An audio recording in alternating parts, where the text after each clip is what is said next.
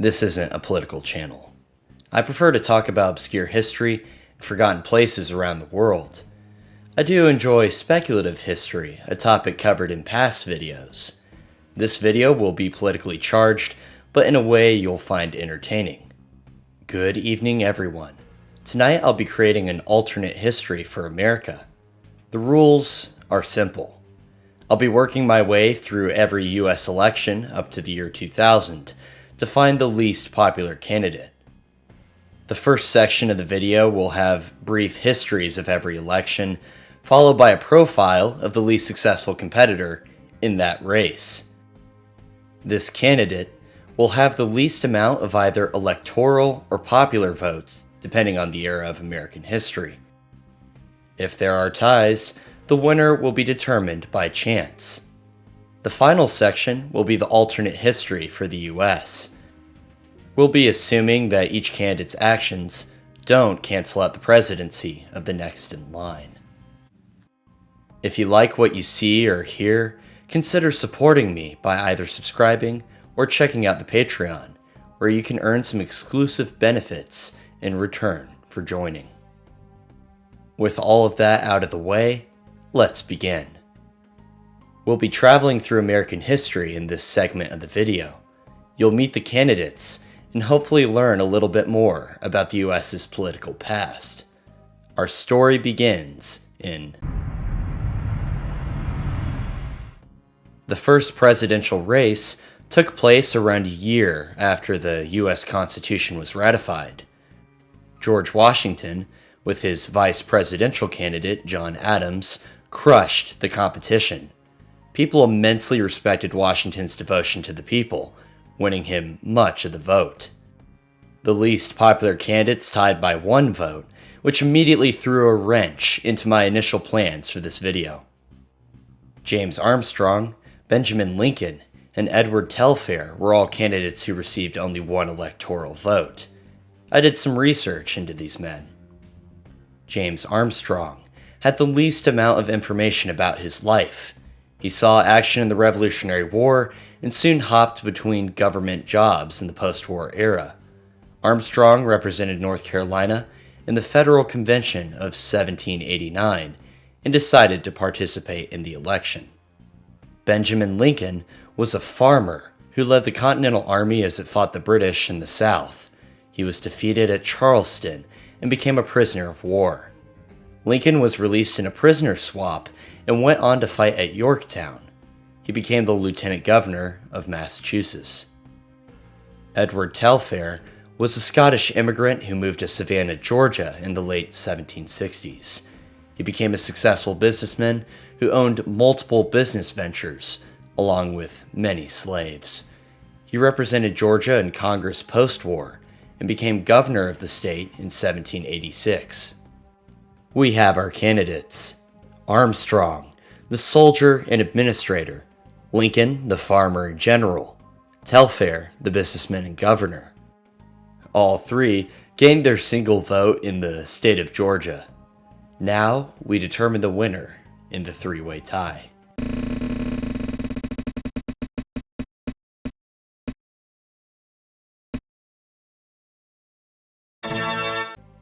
George Washington's health was deteriorating. He wanted to step down after his first term, but his advisors argued otherwise. Great Britain and France were gearing up for war with each other, and the US was on edge. America desperately wanted Washington, a symbol of stability, to keep guiding the nation. Washington agreed and ran for a second term. He faced little opposition. The least popular candidate was Aaron Burr, who won a single electoral vote in South Carolina. Burr was from a prominent New Jersey family. He went to Princeton to study law and fought in the American Revolution. He served as a staff member for several important U.S. generals, including Benedict Arnold. Burr rose to the rank of lieutenant colonel, but left the job in 1779 as his health worsened. He passed the New York State Bar and set up a law practice in New York City. He then joined the U.S. Senate in 1791. 1796 saw the establishment of the political party system. A divide was growing within the government. Alexander Hamilton's policies called for a looser interpretation of the Constitution that would favor a strong centralized government. The Anti-Federalists wanted a strict reading of the Constitution that would give the states greater rights. Meanwhile, Thomas Jefferson, who disdained the party system, made his own group, which would later be known as the Democratic-Republican Party. The voting system said that the winner and runner-up in the elections would become the president and vice president. The creators of the voting process hadn't taken the rise of political parties into account. John Adams, a Federalist, became president, while Thomas Jefferson became the vice president. The least popular candidate in this election was Charles Cotesworth Pinckney, a Federalist who was given one electoral vote. Pinckney was born in Charleston. He entered public service before the war and worked in the colonial government. Pinckney fought in the South during the Revolution. He became minister to France in 1796, but left Paris after the French refused to recognize his position. The French suggested that the American delegation bring gifts in future. Pinckney rejected the request, and America's relations with France grew strained. In 1800, the parties learned from the immediate past and coordinated their efforts to ensure that their candidates secured the president and vice president positions together. Jefferson and Burr ran on the Democratic-Republican ticket, while John Adams and Pinckney represented the Federalist Party.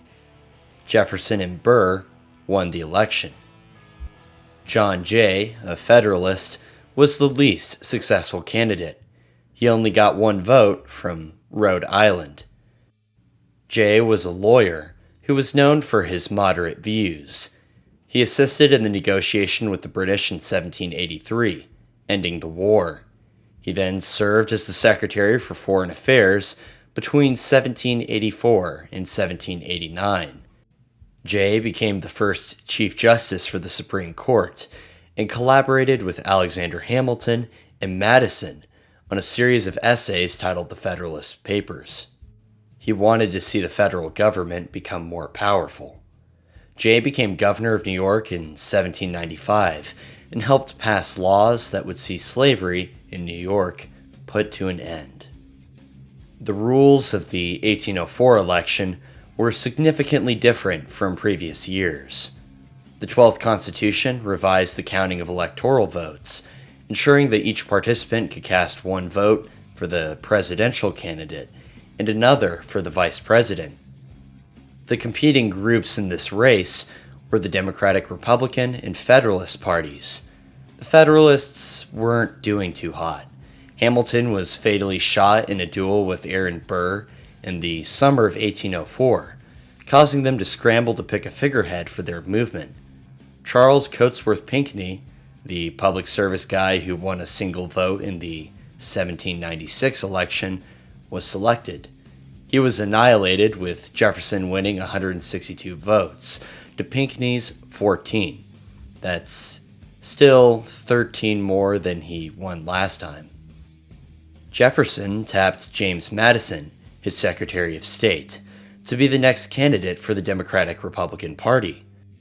Madison assisted with the creation of the Constitution and was Jefferson's principal advisor during his years as president. The Federalists, determined to stop Jefferson and Madison's embargoes on foreign goods, selected Pinckney again. Madison won, but the Federalists gained more ground in 1808, earning 47 electoral votes, which was 46 more than that one time. Meanwhile, George Clinton, who had been snubbed as the Democratic-Republican candidate, started his own breakaway faction, the Independent Republican Party.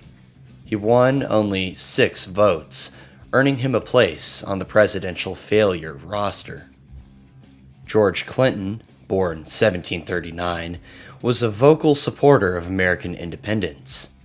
Clinton led militia raids on the New York frontier in the early 1780s and defended against British troops, Native American raiding parties, and Loyalist remnants. He won an election, becoming the governor of New York. Clinton opposed congressional power, fearing that other states would endanger New York's land interests in western New England. Clinton's interests soon earned New York the nickname of the Great Empire State. His work saw his favorite state recover from the post-war depression faster than other parts of the country. Clinton's emphasis on individual state power allowed him to win a few votes in the 1808 election. Madison's first term saw America take a proactive stance towards the increasingly aggressive British Empire.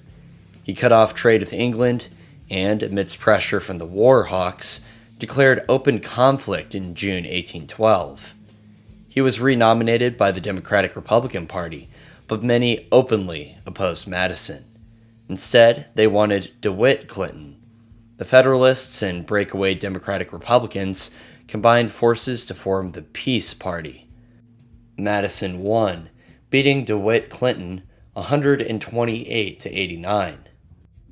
This Clinton was the nephew of George Clinton. He was born in 1769. DeWitt graduated from Columbia College and was admitted to the New York State Bar in 1790. He served as a secretary for his uncle's law firm and then began his career in politics. DeWitt was elected to the State Assembly and later the Senate. He became the mayor of New York City in 1803, thanks to his uncle, who was governor at the time. DeWitt organized the Historical Society and established the Academy of Fine Arts within the city. He also served as a senator shortly before he ran for president. The Democratic-Republican Party was poised to win. The Federalists only put forth one candidate, Rufus King. They didn't even bother to select a guy to run for vice president. Monroe, Democratic-Republican, won 183 to 34. Rufus King was born in 1755 in Scarborough, Massachusetts, now Scarborough, Maine. He served as a general's aide in the American Revolution and started his legal career after the war. King was known to be a great orator, an early opponent of slavery. King served as minister to Great Britain and then ran as the Federalist candidate for vice president in 1804 and 1808. James Monroe's first term was relatively relaxed. Slavery was still an ongoing issue in the new territories, and there was a brief financial panic in 1819. Despite this, the U.S. was growing more unified, and their control over the continent was extending. The decade from 1815 to 1825 was heralded as the era of good feelings by many. The Democratic Republicans were content enough to elect Monroe as their candidate without even formalizing the process. There was little opposition to that decision. The Federalists were disheartened and, once again, only elected a single candidate, John Quincy Adams. For the first time in years, a candidate only gained one vote. Monroe was elected with 231 votes to Adams' 1. John Quincy Adams was born in 1767 to John and Abigail Adams. In 1781, at 14 years old, he was sent overseas to serve as the secretary and translator to Francis Dana, the minister to Russia. Dana bears a striking resemblance to Lord Farquaad. John Quincy Adams went on to Harvard and became a lawyer. Adams then went on to negotiate the Treaty of Ghent and ministered to Russia and Great Britain. Adams also worked to acquire Florida in the late 1810s. The late 18 teens. This election saw some pivotal alterations to the American political landscape. The Democratic Republicans had grown so powerful to the point that their selected person was basically guaranteed to win the role. The discussions around this system had grown heated, causing the Democratic-Republican Party to fragment. This race saw John Quincy Adams, Andrew Jackson, and others run against each other. Adams and Jackson were popular, but the Democratic-Republicans selected William Crawford, a former Secretary of the Treasury, as their man.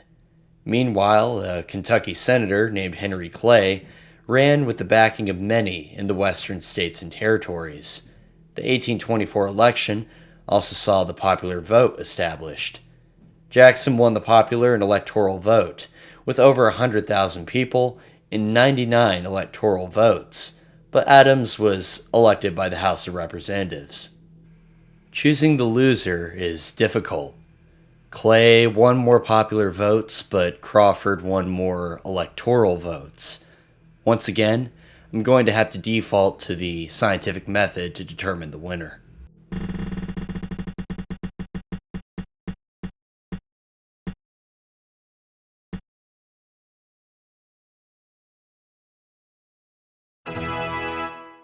Henry Clay was born in Hanover County, Virginia in 1777. He became a lawyer specializing in real estate and business in Kentucky. He chose a career in politics and served in the Senate and House of Representatives. He was the leader of the Warhawks, a group of congressmen that wanted to actively combat the British, and aided in the decision to start the War of 1812. Clay was called the Western Star, as his policies were usually supported by the Western U.S. He pushed the American system, a plan that called for the government to build transportation networks in exchange for implementing large tariffs. This election was another pivotal moment in United States history.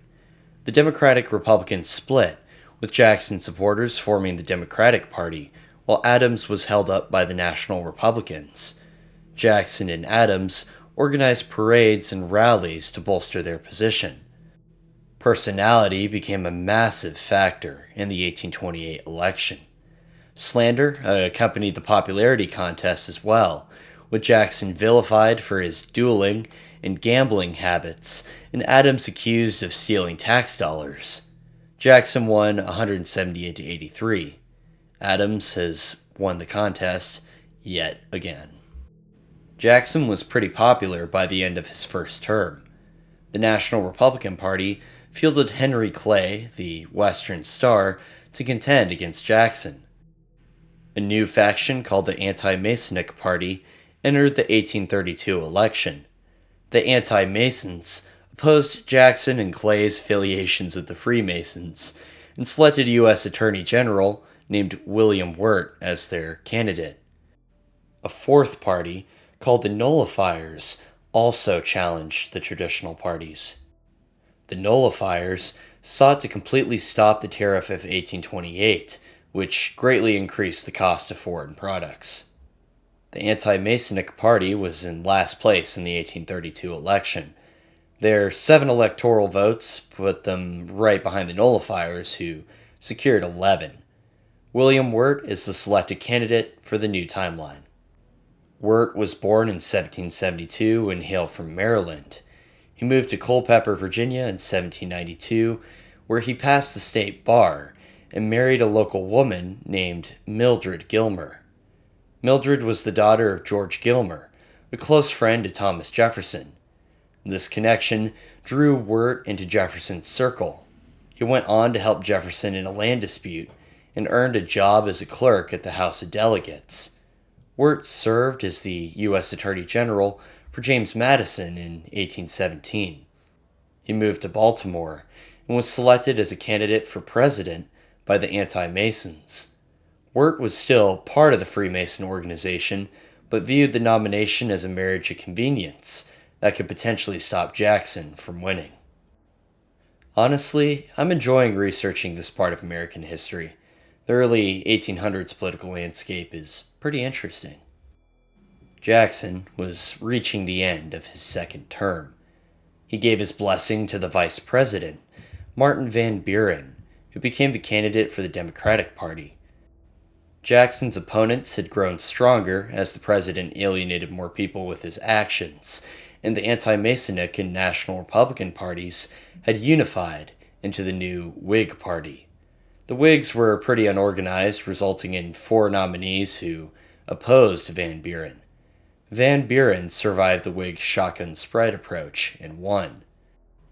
The winner of this race is W.P. Mangum, the candidate for the anti-Jackson Party.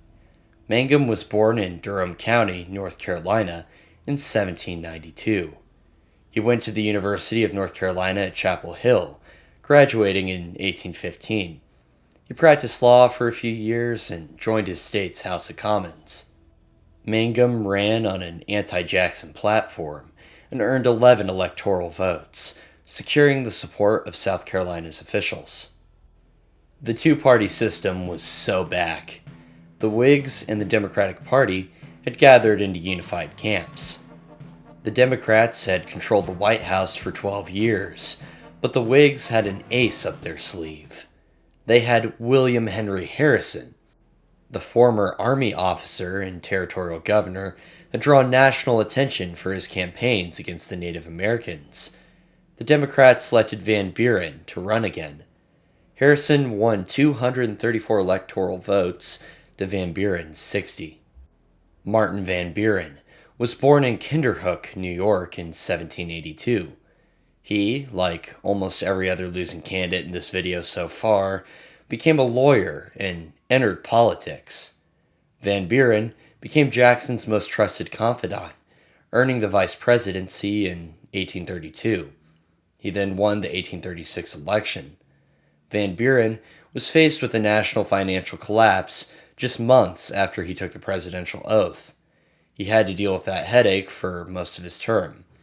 Van Buren's public image suffered, leading to his defeat in 1840. William Henry Harrison, the winner of the 1840 election in real history, contracted pneumonia and died after a month in office. Vice President John Tyler assumed his position for the rest of the term. The Democratic Party selected James Polk to run in 1844. He was well respected as a political figure who had served well in the House of Representatives. The Whigs selected Henry Clay, who won the 1824 election in this timeline. Polk won with 170 electoral votes to Clay's 105 and secured the popular vote. Well, Clay has won again. It looks like I'll have to break down what he would have altered. The Liberty Party existed from 1840 to 1848 and supported political action leading to the end of slavery. Birney was selected to run in 1844, and the party won 62,000 popular votes. Just for your clarification, I want to make it clear that there aren't 62,000 possible candidates who can place electoral votes, Just wanted to clear it up for you guys. Birney was born in Danville, Kentucky in 1792. He got his education at Princeton University and went on to become a lawyer. He moved to Alabama, bought slaves, and became a cotton planter. Birney sold the plantation in the midst of growing gambling debts and a major crop failure. He freed his slaves and used his political network to become the candidate for the Liberty Party. Polk succeeded in acquiring vast amounts of land in the West. The Mexican-American War and a treaty with Britain had allowed this to happen. Discussion over the implementation of slavery in these territories was a hot topic, and all were waiting for the results of the next election. Polk had run on a promise to serve only one term in office. This left the Democratic Party to find a new candidate. They selected Lewis Cass as senator hailing from Michigan. The Whigs had a lot of options. They had Henry Clay, along with two Army generals named Winfield Scott and Zachary Taylor. The generals had a broad appeal to the public due to their actions in the War of 1812 and the recent Mexican-American War. The Whig Party selected Zachary Taylor to run. Meanwhile, a loose alliance made out of the remnants of the Liberty Party and some Democratic and Whig politicians came together to form the Free Soil Party. They opposed the extension of slavery into the territories in the West. They picked Martin Van Buren to run for them. The campaigns were massive. The Whigs and Democrats established national committees to better organize their PR efforts. The 1848 election was the first in which all states cast their votes on the same day. Zachary Taylor won, receiving 163 electoral votes to Cass's 127. The Free Soil Party came in last place, earning Martin Van Buren a place in the new timeline. The nation was hit with the Compromise of 1850 during Taylor's term. The measures were introduced by Henry Clay as tensions rose in different parts of the country. The legality of slavery in the West was still a contentious issue. Clay's plan made California a free state and, just to list a few changes, took land from Texas to make New Mexico and Utah, let the territories decide if they would be free states, abolished the slave trade, and made the return of escaped slaves a responsibility of the federal government. The Democrats elected Franklin Pierce, a former representative and senator, to run. The Whigs picked Winfield Scott, a war hero, as their man. Both parties promised to keep to the guidelines of the compromise. The election was pretty one-sided, with the Democratic Party taking 254 electoral votes to the Whigs' 42. The Free Soil Party ran in 1852 as well. Their candidate, John Parker Hale, won 155,000 popular votes. Hale was born in 1806 in Rochester, New Hampshire. Stop me if you've heard this one. He went to a college in Brunswick, Maine, and became a lawyer. He entered the House of Representatives in 1832 and served as a U.S. attorney under Jackson. He transferred from the Democratic to the Free Soil Party in 1846 and was selected to run for president in 1852. The Whigs weren't doing so hot. A series of internal conflicts, along with a massive defeat at the hands of the Democrats in 1852, had led to the collapse of the party. The Democratic Party was challenged by two newcomers, the Republicans, whose values aligned with the abolitionists, and, this party has to be one of my favorite names so far, the Know-Nothings, who opposed the current immigration policies. The Democratic Party selected a candidate named James Buchanan, a Pennsylvania senator and former Secretary of State under James Polk. The new Republican Party backed John Fremont, a senator from California.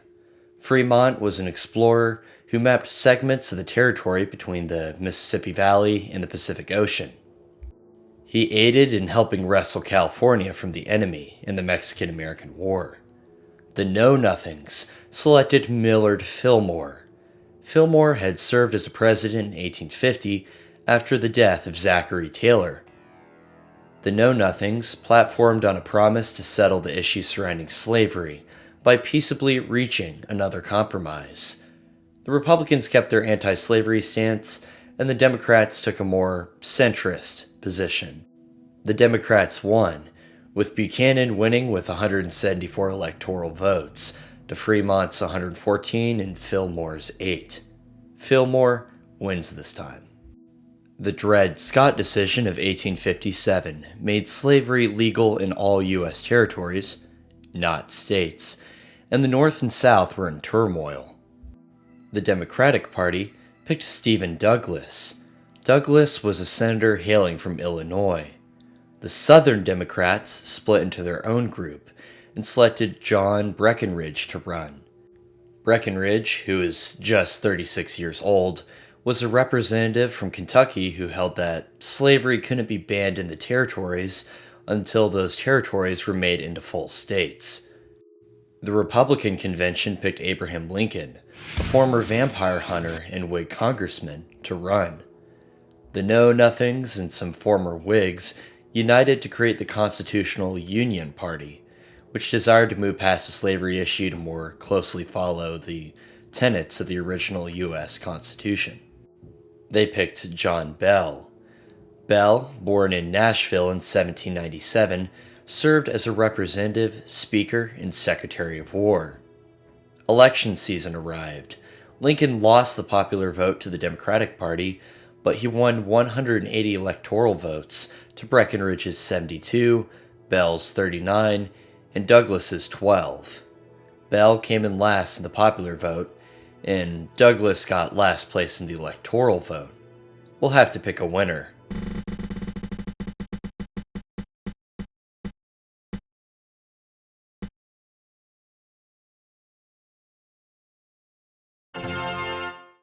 Douglas, the former Young Democrat, is the winner. A few things had happened between 1860 and 1864. The Civil War was raging, and it seemed that it would continue for the foreseeable future. The Emancipation Proclamation of 1863 had made freeing all slaves a major part of the Union's objectives for a final victory. All of the parties were critical of Lincoln's restraints on civil liberties. The Democrats were split between those who wanted to see the Union take out the Confederacy and those who wanted to negotiate a settlement in the South. They picked General George McClellan to run for peace. Lincoln pretty quickly withdrew his support of a peace settlement, weakening his position. Lincoln crushed the Democrats, earning 212 to McClellan's 21 electoral votes. McClellan was born in Philadelphia in 1826. He went to school at West Point and graduated second in his class, which included cadets like Stonewall Jackson and George Pickett. McClellan served during the Mexican-American War and went overseas as an observer for the Crimean War. He was approached by both sides at the start of the Civil War, choosing to join the Union. He led the Army of the Potomac and repeatedly disobeyed Lincoln's orders. McClellan was slow to challenge his opponents and often overestimated the size of the Southern armies that fought him. This led to him being sacked as the commander of the Army of the Potomac. The Civil War had finally ended, with the reconstruction of the South and the suffrage of slaves leading to drastic changes to the country. The Republican National Convention picked Ulysses S. Grant to run for office. The Democrats selected Horatio Seymour, a former New York governor. The race ended in a Grant win as he swept the Electoral College to get 214 votes to Seymour's 80. Horatio Seymour was born in Pompey Hill, New York in 1810. He went to military school and studied law. He entered the bar in 1832 and politics in 1842 when he became a representative. He was elected as governor in 1850, reforming the Penal Code of New York and fighting to maintain pro-alcohol laws. Seymour supported the Union throughout the war and then took a brief break from politics. He chaired the Democratic National Convention of 1868 and was picked to run. The South still remained under occupation, and many called for a reduction in government interference in the economy. The Republicans selected Grant to run again. An offshoot of the Republican Party, called the Liberal Republicans, held their convention in the summer of 1872. They picked Horace Greeley, a newspaper editor who established the New York Tribune. Greeley's platform called for a smaller government and a return to gold and silver currency standards. Another party was formed that summer. The Equal Rights Party produced the first female candidate for office. Victoria Woodhull had an intriguing backstory. She was a former fortune teller who became the first female stockbroker on Wall Street. Woodhull's platform called for improvements in civil rights and the dismantling of the death penalty. Fortunately, Woodhull was still 34, a year too young to be elected president. Greeley passed away before the electoral votes were cast, and Grant won 286 to 42. Meanwhile, Woodhull secured a few thousand popular votes and some electoral votes. Alright, in this timeline we have our first female president, elected in 1872. I think she's the first candidate who didn't become a lawyer at some point in her career, outside of Telfair from the 1789 election. Victoria Woodhull was born in Homer, Ohio in 1838. She traveled with her sister, who was a fortune teller and folk healer, as a teenager, and married a 28-year-old doctor named Canning Woodhull at the age of 15. Canning was an alcoholic, and their relationship quickly became strained. The couple divorced in 1865. Woodhull remarried a Union veteran named James Blood in 1866. Woodhull picked up work as a medium and became friends with Cornelius Vanderbilt, a powerful railroad baron. He relied on her as a conduit to contact his dead wife. Vanderbilt provided financial advice to Woodhull, and she amassed a fund worth $700,000 at the time. Woodhull used the fund to found Woodhull, Claflin and Company in 1870, the first female-operated financial firm on Wall Street. A part of the funds from the enterprise was used to establish a newspaper that lobbied for women's suffrage, legalized free love, and other political reforms. Woodhull went on to testify in the House of Representatives for legislation that would ensure women's rights to vote. Grant's presidency from 1872 to 1876 was beset by allegations and scandals that weakened the Republicans' hold on the government. The Democrats dominated the midterms and won control of the House of Representatives. They picked Samuel J. Tilden, the governor of New York, to compete. The Republican convention picked Rutherford B. Hayes, the Ohio governor. The election was contested, as both candidates were neck and neck to win the presidency. The parties couldn't agree on who won the determining electoral votes in Florida, Louisiana, and South Carolina, with the arguments growing so heated that a deadlock extended into March of 1875. Hayes was elected, although his opponents blamed his victory on fraud. Tilden is our man for the 1876 election, which marks the 100th year of the U.S. existing. Samuel J. Tilden was born in New Lebanon, New York, in February 1814. He went to Yale and then New York University, where he earned his law degree in 1841. Tilden went into the New York House of Representatives in 1846 and served as a member of the New York Democratic Committee in the post-war years. He eliminated multiple crime organizations and corrupt politicians while on the committee. Tilden was elected as the New York governor in 1874. His spending restrictions and tax cuts made him very popular. Hayes promised to serve a single term and stood by it. The party settled on James Garfield, an Ohio representative who had served under the infamous General Sherman in the Civil War. Winfield Scott Hancock, a former Union officer and military governor of Texas and Louisiana, was picked by the Democrats. James Garfield conducted the first front porch-style campaign for president. That's nice. Hopefully he doesn't get fatally wounded by a mentally ill lawyer from Freeport, Illinois. That was just a random guess, like I was just sitting there picking nouns. Garfield won 214 to Hancock's 155, and won the popular vote as well. Another candidate competed in the race and won a few thousand votes and no electoral votes. I'll need to give some background for this faction. The Greenback movement was formed in the economic depression of the 1870s. The North issued hundreds of thousands of dollars worth of paper money in a bid to pump up the economy of the post-war U.S. Many in the Republican and Democrat parties wanted to do away with paper money to reduce inflation. The Greenbacks wanted to keep it in circulation, raising prices and increasing profit for farmers, ensuring that the nation could more easily pay off its debts. The movement also called for broad societal reforms that would ensure women could vote, child labor would be abolished, safety regulations would be implemented in the workplace, and an 8-hour workday would be instituted. The Greenback movement picked James B. Weaver, a former Union general from Iowa. Weaver was born in Dayton, Ohio in 1833. His family moved to Iowa shortly after. Weaver was admitted to the bar in 1856 and practiced law in Bloomfield. He entered politics and served in the Union Army, rising all the way from the rank of private to a commissioned general. The same tensions around tariffs from 4 years previously were alive and well in the months leading to November 1884. Garfield, the winner of the 1880 election, wasn't alive or well.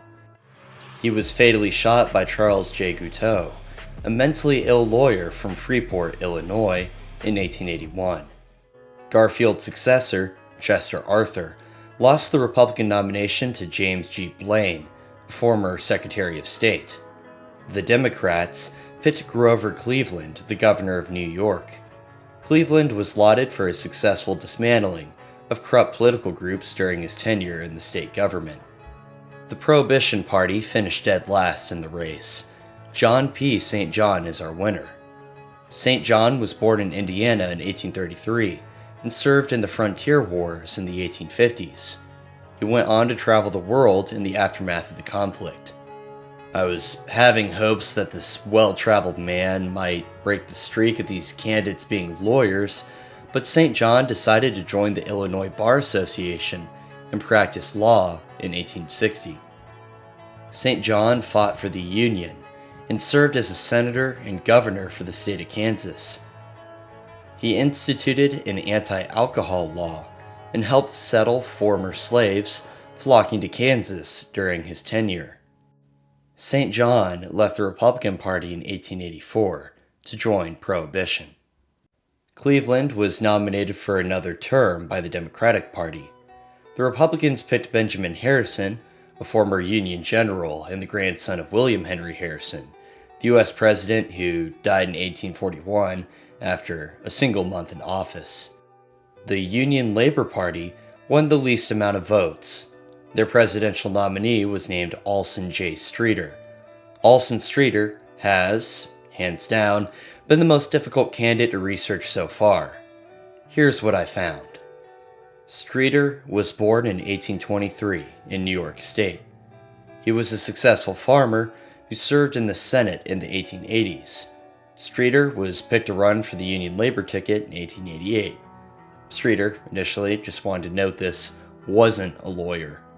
The party was made out of the remnants of the Greenbackers, along with groups like the Knights of Labor. Their policies aligned closely with the former Greenback movement, calling for radical changes like an end to child labor and an 8-hour workday instead of 10 to 12. Harrison's term as a president polarized many in the U.S.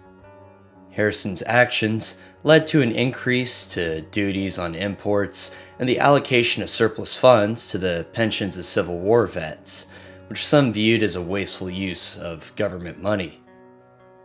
Harrison won the Republican nomination despite this. Cleveland ran for the Democratic nomination and won for a third time in a row. The summer of 1892 saw several labor strikes turn violent in places throughout the U.S. Wage cuts and harsh working conditions drove many workers to strike in coordinated efforts. State troops crushed riots at mines in Coeur d'Alene, Idaho, and Homestead, Pennsylvania. The general unpopularity of Harrison's policies helped Cleveland to win the popular and electoral votes, ensuring a Democratic victory.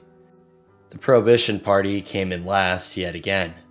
Their candidate was John Bidwell. Bidwell was born in California in 1819. He went on to work as a school teacher throughout the 1830s and joined an overland expedition to the Rockies in 1841. He served in the Mexican-American War and made his fortune when he struck gold in the Feather River in Northern California. Bidwell's finances were secured, and he used the opportunity to join politics. Hey, we have another guy who wasn't a lawyer. He served in the Senate and was a delegate to many Democratic Party conventions in the years leading up to the Civil War. Bidwell made multiple bids to run as president under different movements, eventually settling on the Prohibition Party in 1892. His party earned over 250,000 votes. In 1896, America was in a depression that had lasted for 3 years. The Republicans appointed William McKinley, a former military veteran and governor of Ohio. He was known for his charisma, character, and quick intelligence. Man, I like this McKinley guy. I sure hope a wire worker turned socialist, then anarchist from Detroit, Michigan doesn't take him out. That would be unfortunate. The Democrats picked a former Nebraska congressman named William Jennings Bryan, who was just 36 years old. He was a skilled orator who leaned heavily towards the ideals of the Populist Party, who called for more inflation to support the interests of the farmers. McKinley secured an election victory, winning both the popular vote and electoral college for the Republican Party. Charles E. Bentley of the Nationalist Prohibition Party is the winner of the alternate timeline's 1896 election. Bentley was born in Warners, New York, in 1841. He moved to the town of Surprise, Nebraska, and started a Baptist church. He was a chairman for the Nebraska Prohibition Party and ran for various positions in the state government.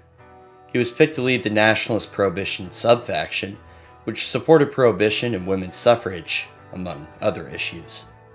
In 1898, the U.S. declared war on Spain. The war ended in an American victory, seeing Puerto Rico, Guam, and the Philippines given to the U.S. McKinley continued to push a policy of American expansion, authorizing troops to subjugate rebels in the Philippines.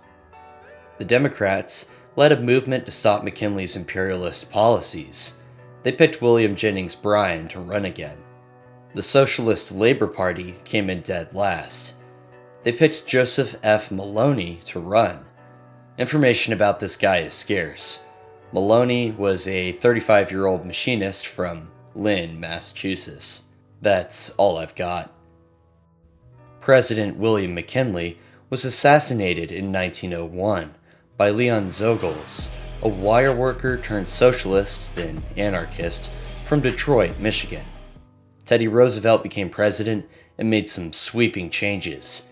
He expanded the national park system and increased American influence worldwide, gaining national support. Roosevelt easily won the Republican nomination. The Democrats decided to pick someone who wasn't William Jennings Bryan after he lost the 1896 and 1900 elections. Alton B. Parker, a New York State appeals court judge, was picked to run instead. The campaign was fairly one-sided. Roosevelt won in a landslide. Charles H. Corrigan, the Socialist Labor candidate, came in last place with 33,000 votes. Corrigan was born in Oswego, New York in 1860. He studied law and became a printer, working at newspapers like the Auburn Dispatch and the Syracuse Catholic Sun. He eventually moved on to become a proofreader. Corrigan entered politics in the 1890s and sat on the chairs of the Central Trades Labor Assembly and the State Federation of Labor. He was then picked up for the Socialist Labor Party. His running mate, William Cox, was an interior designer from Missouri. I'm sure those skills will be put to use in some way in our alternate 1904, probably on the White House interior. Teddy Roosevelt made a statement on the night before he was elected in 1904. He announced that he wouldn't be running in the next election. He picked William Howard Taft, his Secretary of War, to run instead. Taft's platform said that he would continue the policies espoused by Roosevelt.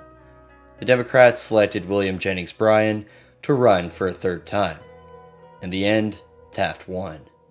Once again, Socialist Labor is our winner. This marks their third win in a row. Their candidate was August Gillhouse, an engineer from New York. This poster covers most of the information I could find on him. Taft didn't have that good of a time in office. A movement called National Progressivism was gaining in popularity, and a Republican subfaction nicknamed the Insurgents had risen up in support of the doctrine. They called for an income tax, the direct election of senators, and huge corporate regulations. By 1910, the Republican Party had split into Taft supporters and progressive insurgents. The breakaway faction picked Roosevelt as their figurehead. Roosevelt had become alienated from his old friend and accepted an invitation to join the Progressive Party. Meanwhile, the Democrats formed behind nominee Woodrow Wilson, the former president of Princeton University. Wilson won easily, with 435 electoral votes to Roosevelt's 88 and Taft's 8. He also swept the popular vote. The Socialist Labor Party is our winner again. Their candidate was Arthur E. Raymer, a former law student and tailor from Boston. World War I broke out in Europe, and the U.S. maintained its isolationist stance. Wilson was nominated by the Democrats without any major issues. The Republicans set aside some of their differences. Teddy Roosevelt rejoined the party, but lost the nomination to Charles Evans Hughes, a former governor of New York. Roosevelt's supporters wanted him to run again with his own party, but he refused to accept the nomination. The race was surprisingly close, with Wilson winning the Electoral College 277 to 254 against Hughes. The Socialist Labor Party selected Arthur E. Raymer to run again. He collected 15,000 votes in 1916. His campaign did have a pretty sweet poster this time. Wilson's administration drew a lot of heat. He'd failed to keep America out of the war and had left Congress out of a lot of the decisions he made post-war. The Democrats decided to select James M. Cox, the current governor of Ohio. The Republican National Convention met in Chicago in the summer and, after a deadlock, eventually picked Warren G. Harding, an Ohio senator. Harding swept, winning the popular vote and the electoral vote. He won the popular vote with 60.3% to Cox's 34.1%, which holds the record for the largest gap between the winning candidate and the next runner-up.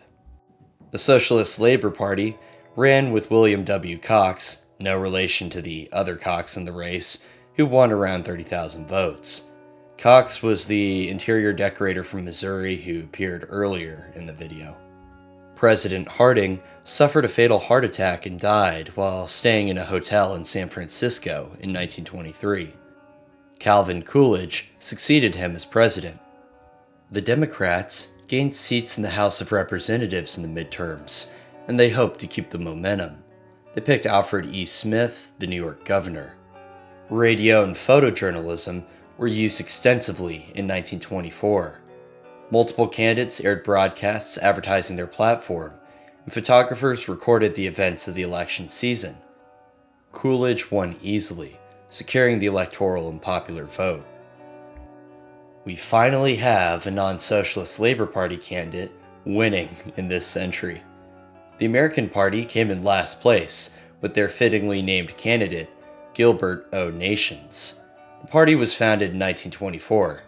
Their platform advocated for more isolationist foreign policy, stricter immigration laws, the outlawing of polygamy, and a slew of other smaller changes that have been lost to time. The party became a lightning rod for controversy, with their attempts to draw support from the higher-ups of the KKK. Gilbert O. Nations was a character within himself. He was born in Perry County, Missouri, and went on to receive a master's in philosophy degree at American University. He entered the Missouri bar in 1902 and practiced law for a few years. Nations, a Protestant Christian, published multiple works that railed against immigrant Roman Catholics and the laws that allowed the Pope to have his authority.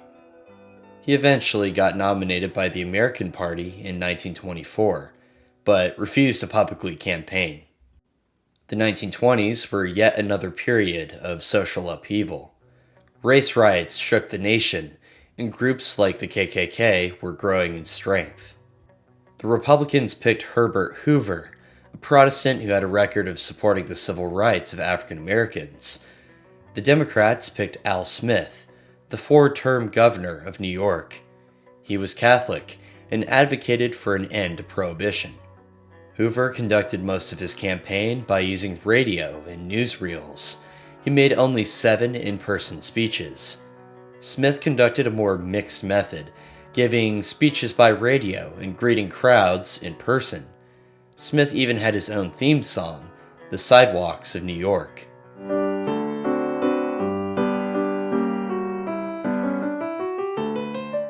Pretty fire. In the end, Hoover won in a landslide. The Prohibition Party finished dead last. Their platform wanted to see Prohibition continue, while ensuring that Al Smith didn't win. This caused a massive split within the party, with many falling in step behind Hoover, while others voted for the party. Their candidate was William F. Varney.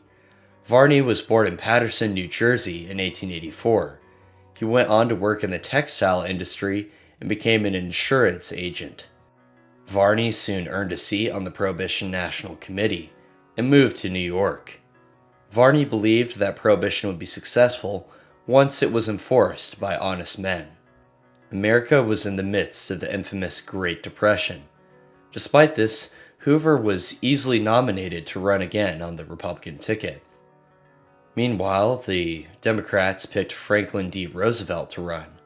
Roosevelt broke a tradition by appearing in person to accept his nomination. He gave a speech where he promised to make a new deal for the American people. The campaign was one-sided, resulting in a win for Roosevelt. Socialist labor makes its triumphant return in this year, with 33,000 votes in a race where the leading candidates were winning tens of millions. They said that socialism was the perfect solution to the ongoing problem and would appropriate billions of dollars for public works and relief, while keeping 6-hour workdays with the same wages. Vern LaRue Reynolds was their guy. Reynolds was a farmer and traveling salesman with a past as an oilfield worker. Roosevelt's actions saw the federal government grow in power. Roosevelt won the Democratic nomination and earned the support of many popular voters. The Republicans, still reeling from their 1932 loss, picked Alf Landon, the governor of Kansas. Roosevelt swept every state except Maine and Vermont, earning 523 electoral votes. Socialist labor lost again. Their candidate was John W. Aiken, a furniture finisher who had run for governor of Massachusetts on the Socialist Labor ticket in 1930 and 1934. His platform called for the teardown of capitalism in the U.S. Roosevelt's second term was marked by the start of the Second World War. Roosevelt won the nomination again and ran for a third term. The Republicans picked Wendell Willkie, a corporate lawyer, to run against Roosevelt. Both candidates wanted to increase the U.S.'s defenses while aiding the United Kingdom in its war against the Axis. The public preferred to keep their leadership in the midst of unprecedented change, and Roosevelt won. Socialist labor and John W. Aiken win again. The U.S. entered the Second World War in December 1941. The people wanted their president to win the war, keep the country safe, and properly ensure a lasting peace afterwards. It seemed inevitable that Roosevelt would win a fourth term. The Republicans picked Thomas Dewey, the governor of New York, to run. Roosevelt won again, with the country wanting to have the same man running the nation for the remainder of the war.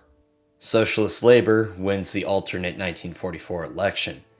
Their candidate was Edward A. Teichert, an assistant foreman for an electric equipment plant in Pennsylvania.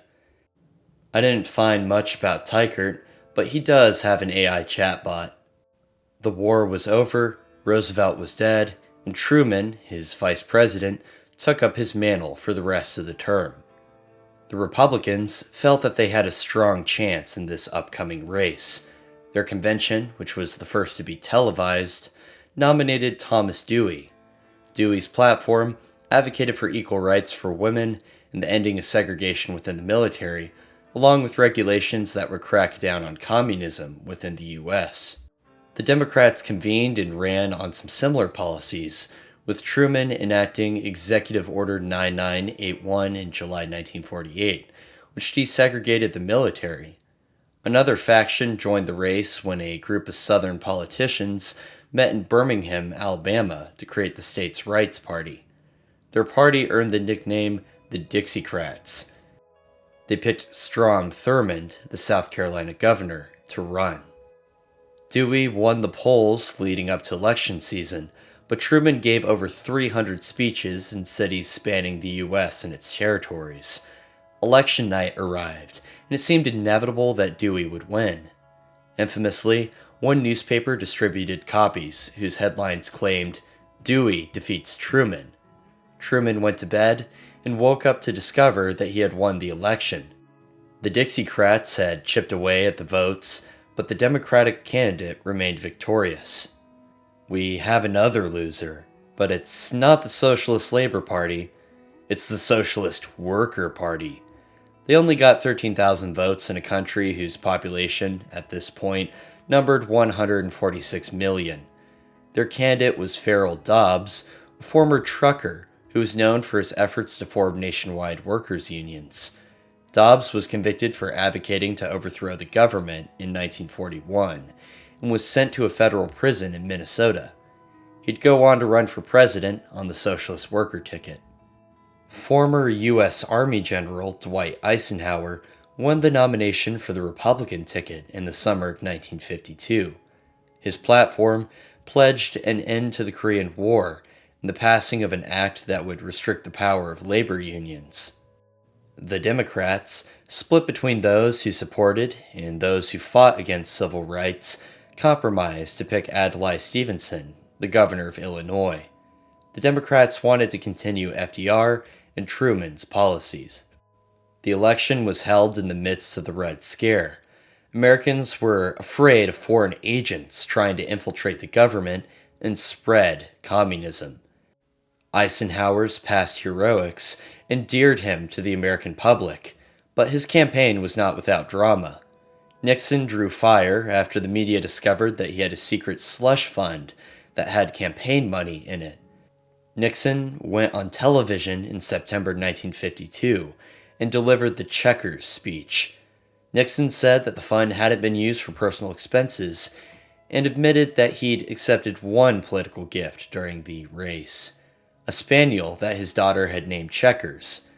The speech was a success, and Eisenhower won the election by a large margin. Socialist workers win this time. Farrell Dobbs, the truck driver who was thrown into federal prison, wins again. Eisenhower became grievously ill in September 1955. He gradually recovered and passed a physical examination in May 1956. The nation's eyes were on Nixon, who potentially could become the interim president. Eisenhower would run again as the Republican candidate. The Democrats picked Adlai Stevenson to run again and ran with promises for support of equal rights and the USA's entry into NATO. Prohibition lost the hardest in 1956. Their statement claimed that, if their candidate won, the U.S. would become more focused on providing aid to poor nations, would cede its territories, like Puerto Rico and the Virgin Islands, would remove the Electoral College, and reinstall Prohibition. The party picked Enoch A. Holtwick as their person. Enoch Holtwick was born in Montgomery County, Missouri in 1881 and was the youngest of 12 children. He moved to Illinois after graduating college and became a real estate salesman, then the president for a seminary in South Dakota. He'd go on to join the Prohibition Party and almost won the nomination several times. He lost the nomination in 1952 to a songwriter named Stuart Hamblin. Hamblin won when he played his hit gospel song, "It Is No Secret What God Can Do," for the convention's attendees. Someone slipped and fell. Was that someone you? It was pretty fire, or at least the convention thought so.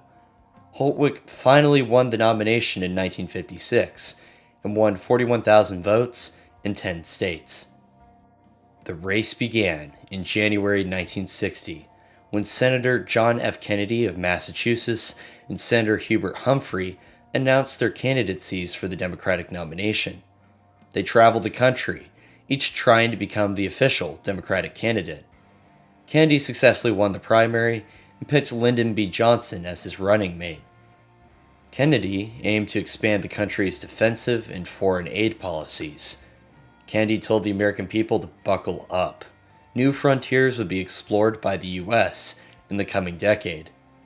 The Republicans immediately picked Nixon, who promised to continue Eisenhower's policies and let him run.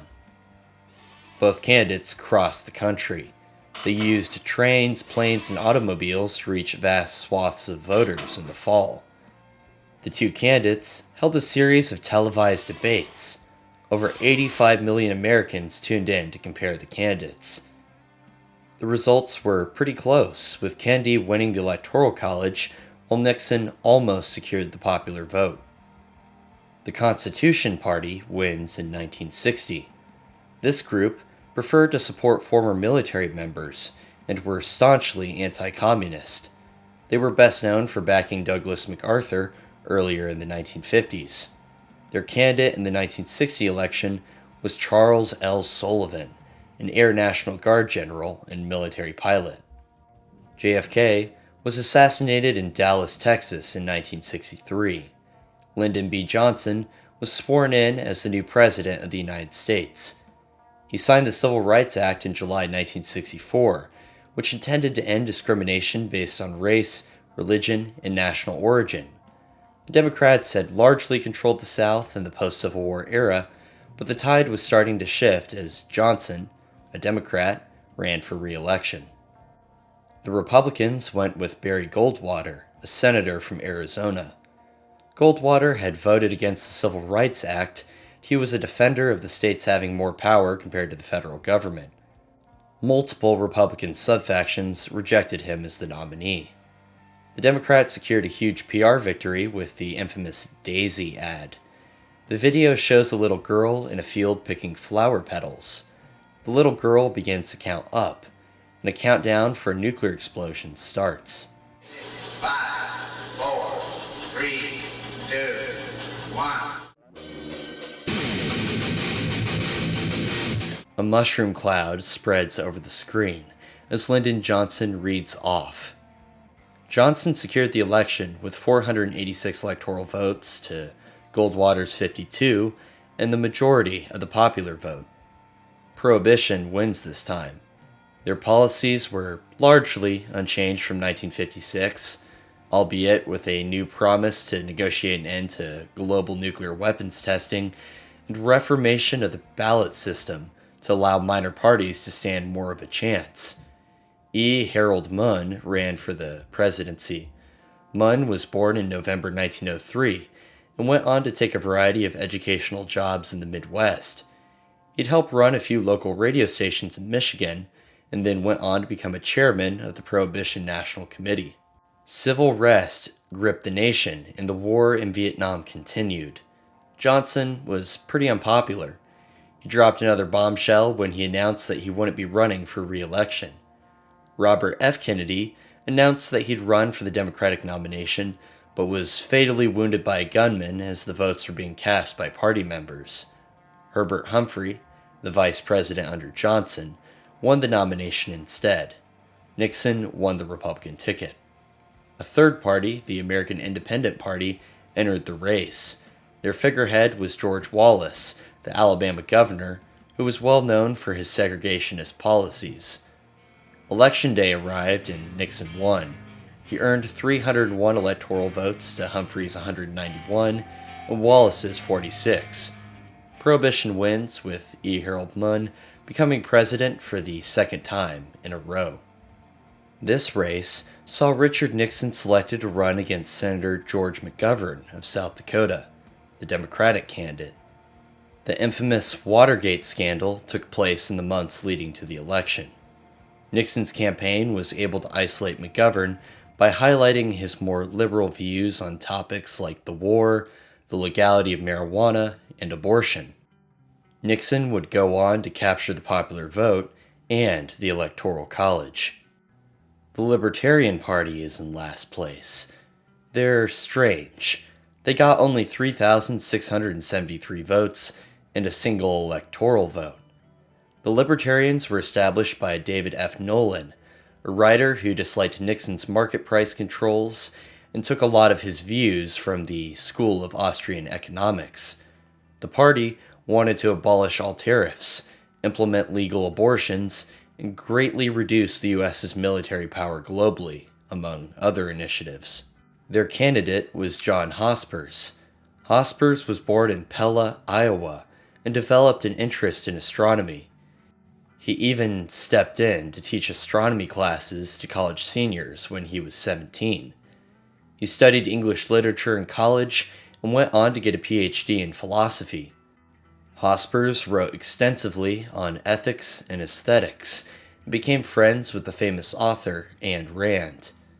They eventually went their separate ways after some heated arguments over topics like predestination and the military draft. Nixon resigned from office in 1974 after the discovery of the Watergate scandal. The vice president, Gerald Ford, was made the new commander-in-chief. Ford was selected to run as the Republican candidate, but faced significant opposition from Ronald Reagan. The Democrats picked Jimmy Carter, the governor of Georgia, to run for their party. The presidential race was fairly close, but Carter was able to win the election. Prohibition wins again, with their candidate being a man named Benjamin C. Bubar Jr. Bubar was born in Blaine, Maine in 1917 and was the son of a preacher. He went to school in the Blaine area and took college courses in Waterville. Bubar became the youngest person to win an election in the Maine House of Representatives, earning the position at just 21 years old. Bubar went on to support the Prohibition Party throughout the mid-1900s, as he vigorously campaigned to reinstate the U.S.'s former legislation. Bubar went on to campaign in 1976 as the party continued to decline in popularity. The nation was gripped by another economic downturn, and Carter was becoming increasingly disliked. The Iran hostage crisis was still ongoing, with the Iranian government taking multiple American citizens prisoner in 1979. Many of the citizens were still in captivity in the election year, weakening Carter's position even further. Carter still managed to secure the nomination. Ronald Reagan was a former actor who had entered politics to become the governor of California. Reagan was ambitious and repeatedly lost the Republican presidential nomination in the years leading up to 1980. His main opponent in the 1980 election was the former CIA director, George Bush. The two repeatedly insulted each other on the campaign trail, but Bush eventually caved to support Reagan's presidential campaign. Reagan won in a landslide, with 489 electoral votes to Carter's 49. The next party to win a seat at the table for the alternate U.S. is the Workers' World Party, with their candidate, Deirdre Griswold. The party started in 1959 and was a militant Marxist group that aimed to destroy the capitalist system and completely replace it with a true classless society. Griswold was born in 1937 in Delaware to communist-leaning parents. She went on to support and advocate for the Workers' World Party before she was selected to run for president. Reagan was easily renominated by his party. Meanwhile, a young Baptist minister named Jesse Jackson ran for candidacy and achieved success in the beginning. He faced opposition from Walter Mondale, a former senator and the vice president under Jimmy Carter. Mondale won the nomination and made history when he selected Geraldine Ferraro as his running mate. Ferraro was a representative from New York and was the first woman to be put on a major party political ticket. The Workers' League wins this year with their candidate, Edwin. That's two words, not one word. He did not make the mimic.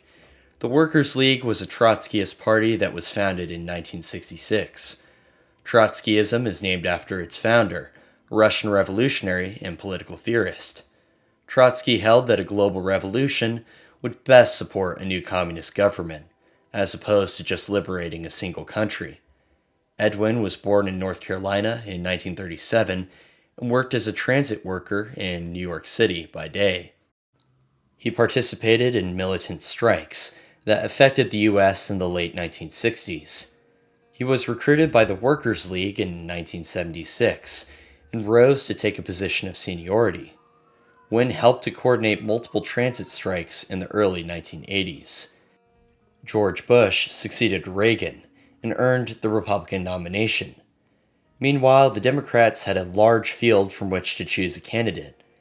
The 7 primary contenders, among whom were people like Joe Biden and Al Gore, were referred to as the 7 dwarves by the media for their comparatively unknown political statuses.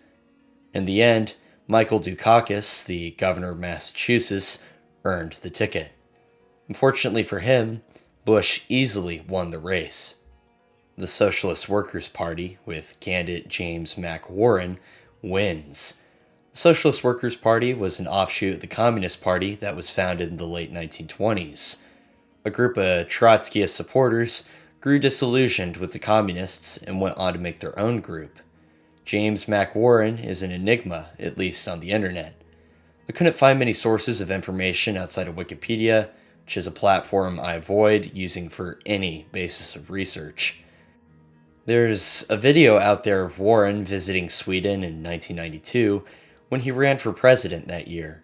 He went to talk to a large group of young people about his view of building a new social welfare state.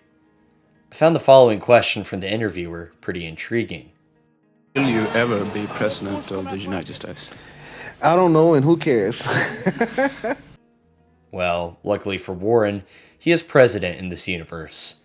I also found a brief biography in an article he wrote for the World Outlook website in 2023.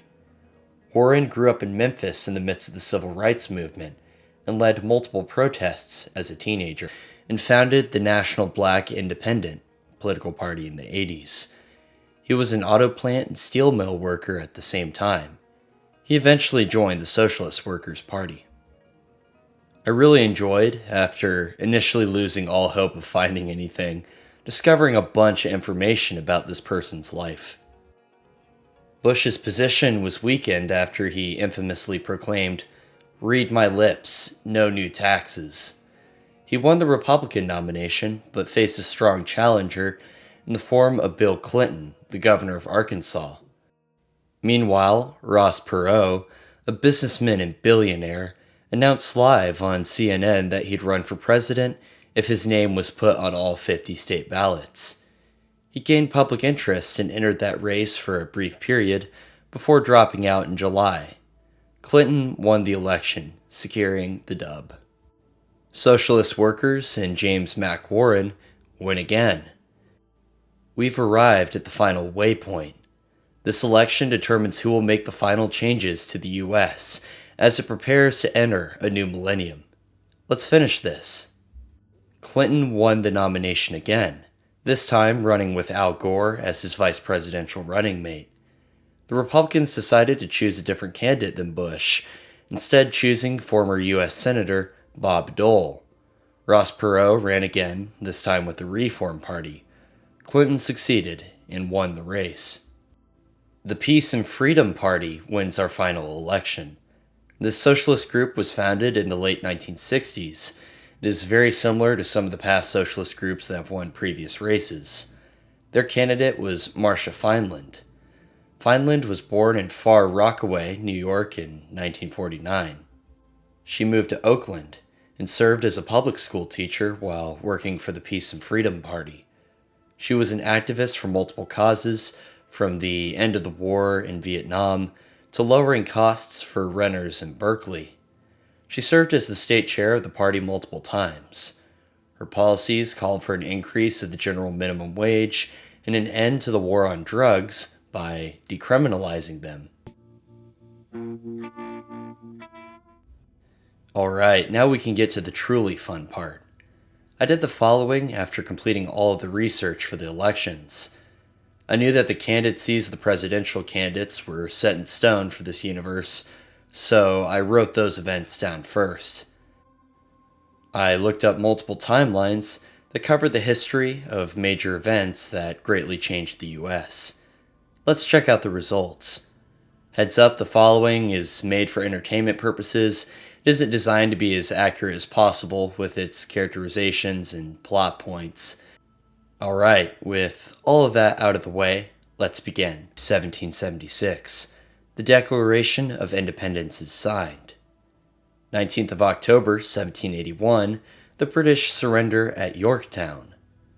On 2nd of July, 1788, the Constitution is ratified. The first change in the timeline occurs in 1789, when Edward Telfair, a former Georgia governor, wins the presidency. In 1790, the Residence Act selects a site on the Potomac River to serve as the new permanent capital of the United States. 1791, the Bill of Rights is passed into law, guaranteeing the freedom of individual citizens. 1792 sees a competition that is held by the federal government to pick an architect to design the president's house. Jacob Small's blueprints are selected, resulting in a White House that looks a lot like Mount Vernon. It features a maze-like interior with multiple hidden staircases leading into different parts of the house. 1792, Aaron Burr, former lawyer, military veteran, and governor, wins the presidency. In 1793, Burr unsuccessfully tries to pass a bill to abolish slavery. It fails to make it to the Senate. 1794, Burr's government moves to privatize the administration and revenue of America's roads and bridges. I'm sure that's not a big deal, and you can't really expect any future change from this little event. 1795, Burr supports the idea of women's rights, which sparks the creation of a women's suffrage movement slightly earlier in the timeline. 1796 sees Charles Cotesworth Pinckney, disgraced minister to France, win the presidency. 1798, France begins to aggressively raid U.S. shipping. 1800, the White House is completed and Pinckney becomes the first president to reside in it. In 1800, John Jay, one of the authors of the Federalist Papers and the first Chief Justice of the Supreme Court, wins. John Jay was well known for creating one of the first counterintelligence networks in 1776, the Committee for Detecting and Defeating Conspiracies. He creates the Cipher Bureau in 1801, a covert group that monitors foreign powers and the American state governments. The Cipher Bureau is created just in time for Tripoli's declaration of war on the U.S. The U.S. refuses to pay more tribute for protection from piracy. The First Barbary War begins. 1803 sees France sell a massive tract of land to the U.S. in the Louisiana Purchase. 1802, John Jay quietly pushes for greater emancipation within the country. In 1804, Charles Cotesworth Pinckney wins again. And then later that year, Aaron Burr sadly dies after losing a duel to Alexander Hamilton. 1808, George Clinton, former privateer and militiaman, wins. In 1810, the National Road is completed in the east. Clinton ensures that the road runs for over 400 miles, deep into Native American-controlled territory. New York becomes the most populous state in the Union in 1811, with a population of over 1 million. Clinton's policies continue to favor New York in the North. In 1812, the War of 1812 begins. That same year, DeWitt Clinton, nephew of George Clinton and former mayor of New York City, wins. America makes a peace deal with the British that sees the establishment of a Native American buffer state in modern-day northern Maine and Vermont. In 1815, Krakatoa explodes, leading to a year without summer in the U.S. In 1816, Rufus King, early opponent of slavery, wins. 1819, Missouri joins the Union and becomes a battleground between abolitionists and slavery supporters. It eventually becomes a slave state. Same year, the territory of Florida is given to the U.S. President King pushes to make it a slavery-free state, sparking controversy. The American Bridge Company is founded by Joseph Morgan, J.P. Morgan's grandfather. It becomes one of the largest infrastructure and construction companies in the world by the turn of the century. 1820, John Quincy Adams, former Russian minister, wins. 1824, a treaty with Russia falls through, and Russia lays claim to a disputed piece of land called the Oregon Territory. Oregon, Washington State, and Idaho remain under Russian control.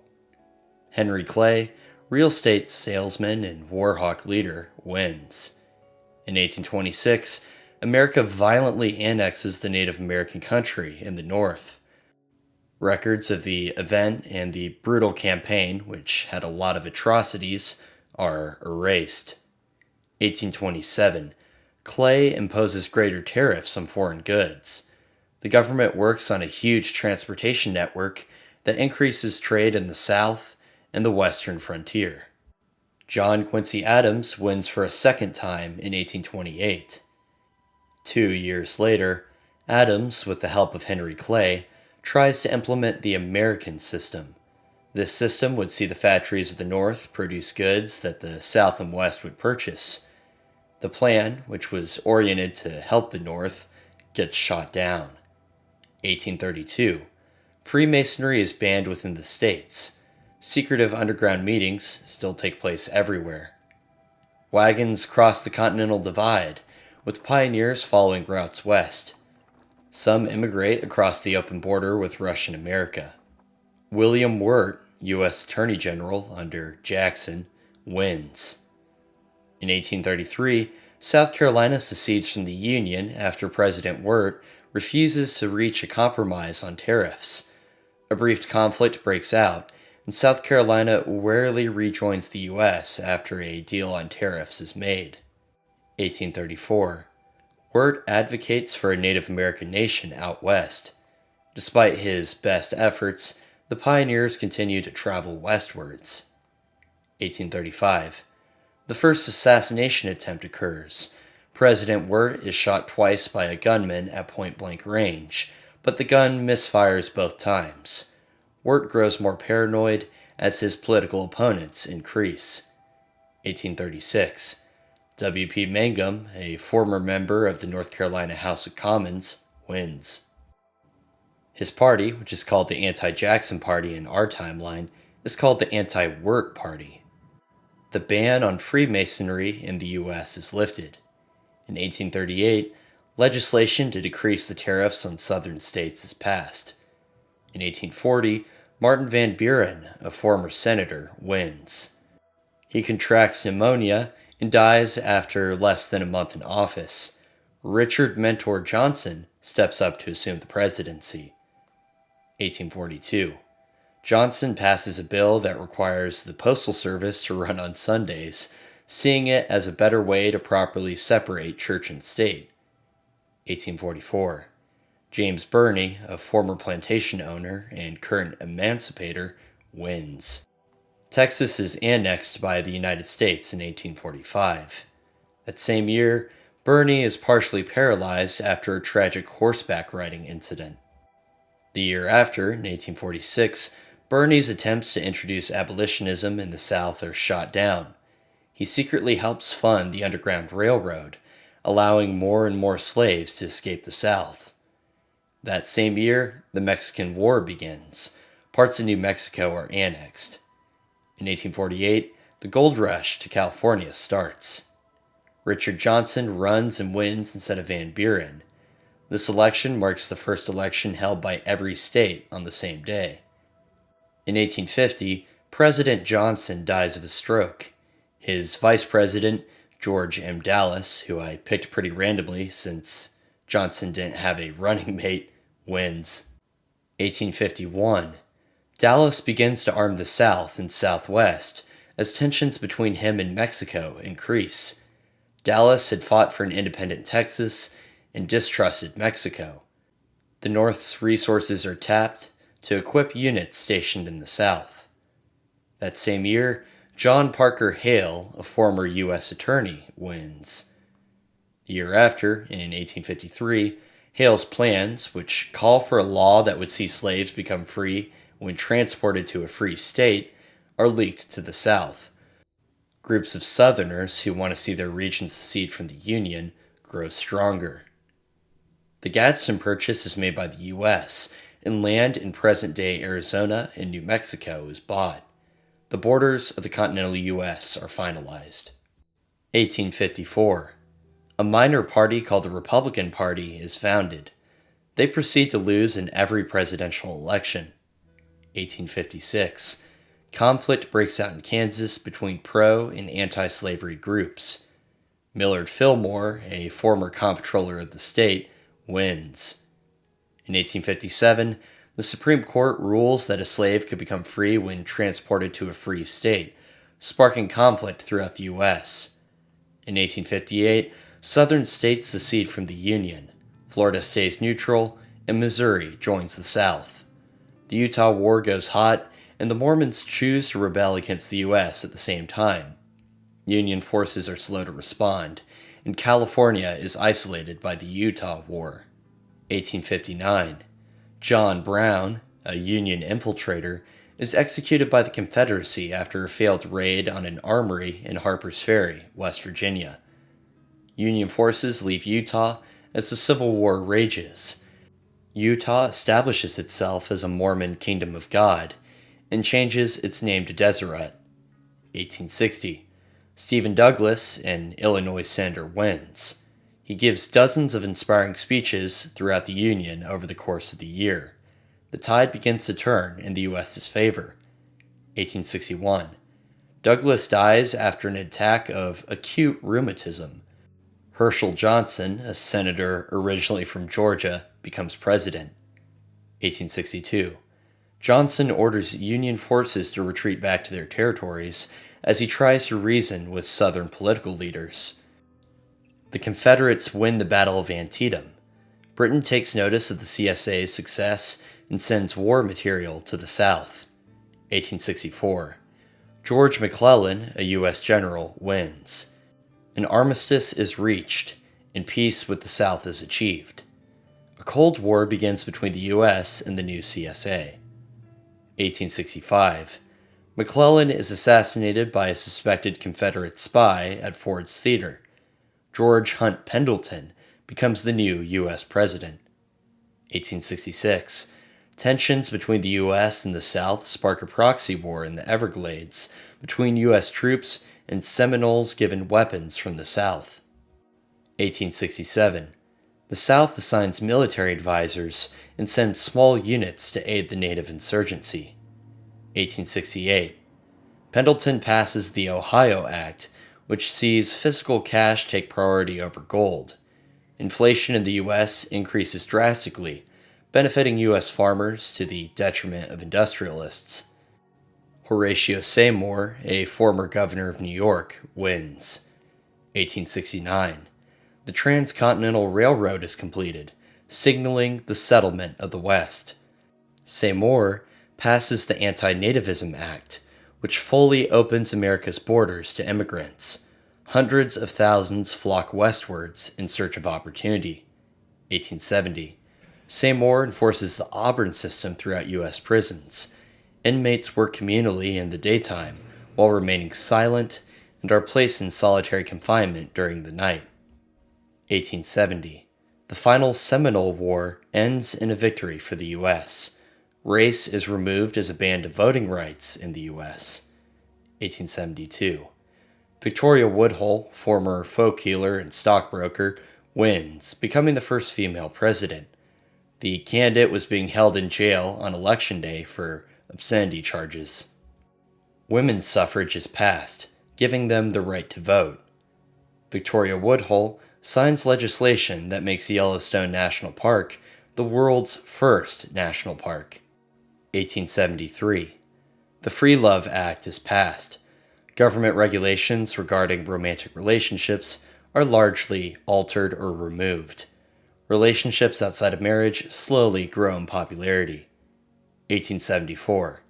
In unrelated news, a massive syphilis outbreak spreads across the nation. Protests from major corporations erupt throughout the U.S. as legislation that reduces the workday to 8 hours and prohibits child labor is passed. 1876. The Philadelphia Centennial Exhibition opens in Fairmount Park, Philadelphia. It showcases American innovations. The South grows more wary of the technological advances of its rival in the North. An explorer named Robert Firth has an encounter with a being named Barachial while traversing the doldrums in the South Pacific. Firth claims that he was given a message from the Deep Sea Angel, which he writes in his book, The Liber Maris. The funding for the Washington Monument is designated. Robert Mills's design is approved. It's far more ornamented than our universe's Washington Monument. Samuel J. Tilden, the governor of New York, wins. He loses popularity after he raises taxes on the population. Newspapers regurgitate Tilden's famous quote from election season. "Hear my words. No new taxation." 1880. James B. Weaver, a Union general from Iowa, wins. He immediately angers the railroads after delivering an impassioned speech calling for the dissolution of multiple railroad monopolies. 1882. A new book called the Liber Maris spreads in spiritualist circles. It outlines the concept of the angel Barachiel, who guards over the souls of those lost at sea. Seances with the souls of those lost at sea become more popular, with many claiming to have encountered the presence of Barachiel in these sessions. James B. Weaver is fatally wounded by a gunman at the Baltimore and Potomac rail station and passes away 2 months later from septic blood poisoning. Barzilla J. Chambers is elected president. 1883. Chambers, a Texan forever exiled from the CSA, grows homesick and builds a Texas desert-themed park outside of D.C.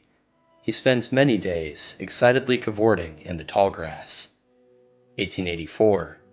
John P. St. John, Senator and Governor of Kansas, wins. 1885.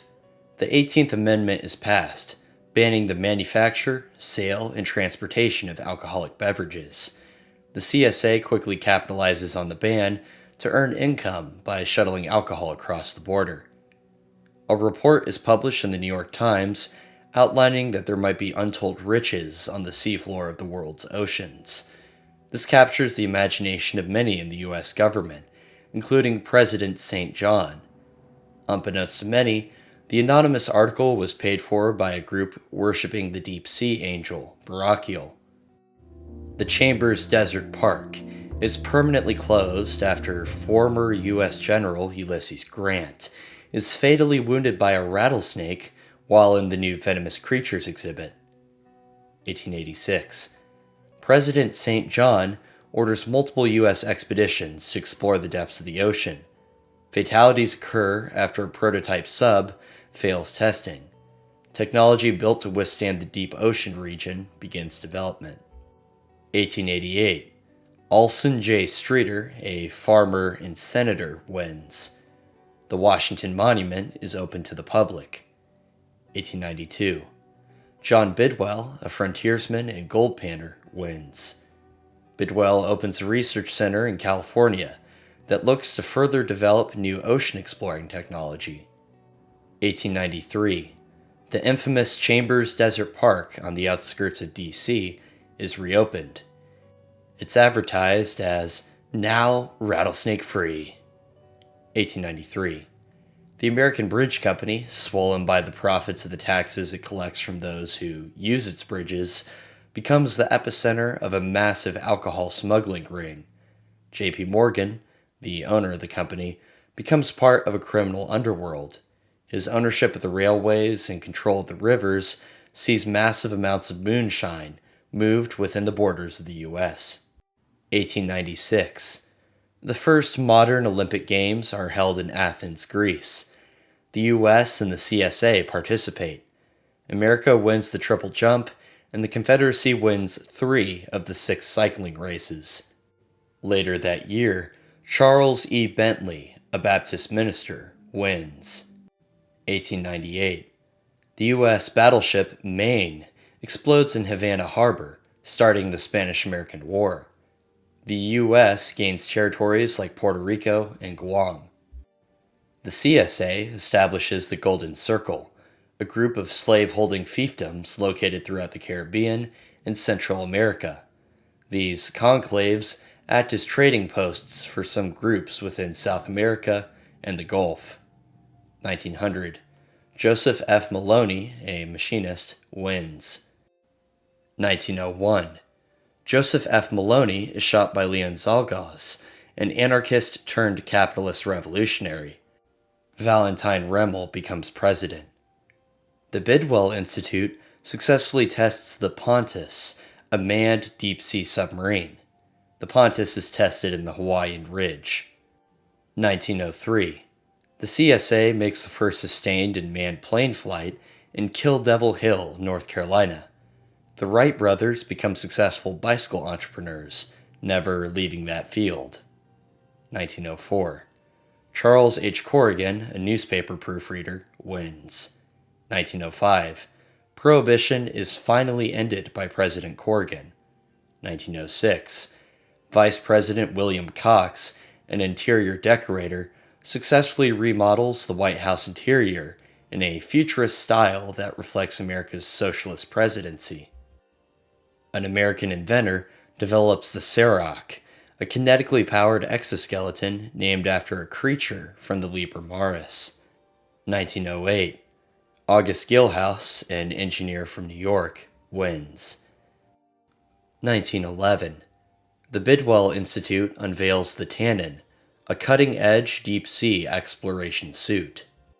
The Tannin features a bulbous helmet with 25 glass viewing ports and has powerful but lightweight alloy armor.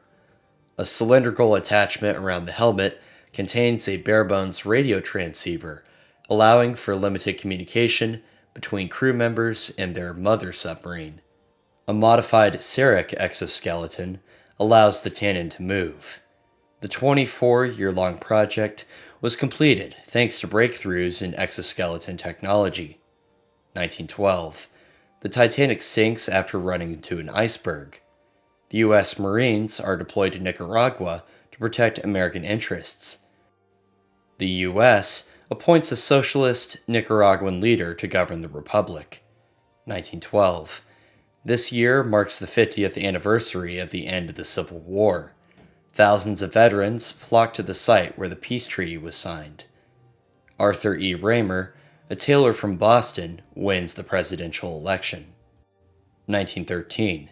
The first Tannin suit team, with their vessel Solidarity, descend to the ocean floor to summit an underwater mountain off of Hawaii. 1914. World War I begins. America joins the Allies in the war against Germany, and the Central Powers much earlier. The Confederacy continues to trade with both sides while supplying arms to the British Empire. 1915. President Raymer gives an impassioned speech addressed to the working class in the German Empire. Raymer encourages them to conduct an uprising against their monarchist oppressors. Great Britain takes notice, and some officials make plans for a potential future conflict with the U.S. 1916. President Raymer wins re-election. 1918. The U.S. sends a small force to support the Russian Revolution. Raymer's allies work to keep the operation out of the public eye. Russian America, which includes modern-day Oregon, Washington, and Idaho, becomes a refuge for white Russians fleeing the Russian Revolution. 1918. The first militarized exoskeletons enter combat with American forces during the end days of World War I. The First World War ends in an Allied victory. 1920. The American Workers' Football League, the precursor to the People's Socialist Football League, is established in 1920. Teams like the Denver Red Stars, Los Angeles Dynamos, and the Pittsburgh Steelers grow in popularity over the course of the next few decades. William W. Cox, an interior decorator from Missouri, wins. 1923. William Cox becomes ill and passes away after traveling to Russian America. August Gillhouse, an engineer from New York City, becomes the new president. The first movie with sound is shown in a theater in New York City. 1924. Gilbert O. Nations, an anti-papal author and lawyer, wins. 1926. The first operational deep-sea mining facility is constructed off of the Hawaiian island chain. Workers and machines shovel valuable minerals that have collected on the seafloor. President Nations orders U.S. federal troops to displace and collect Catholic Americans across the country, accusing them of treason for their support of the Pope. Thousands of people flee to Canada and Russian America. The first flight to the North Pole occurs when pilot Floyd Bennett and navigator Richard Byrd take a 3-engine monoplane deep into the Arctic Circle. 1927. Robert Firth, the author of the Liber Maris, passes away in his sleep. His funeral is attended by over 10,000 people.